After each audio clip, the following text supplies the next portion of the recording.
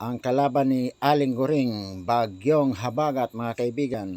Ito ang katapat, balbakwa ni Paring Jack. Ito na nga po, nilagay natin sa pressure cooker kasama ang mga ricados. Pagkatapos ng 45 minutes, ayan, nilipan natin sa isang kawang malaki para sa mas maraming sabaw. Sabaw ng taong bayan, sabaw ng kapitbahay, tayo magsama-samang humigop ng mainit na sabaw ng ating balbakwang napakasarap. Ayan, palambutin pa natin ng konti. Tapos lagyan ng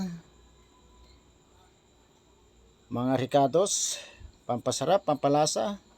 Alam nyo na, patis, magic sarap, at iba pa.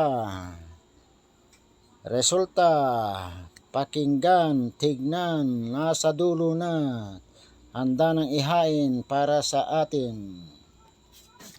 Salamat po, kain na tayo.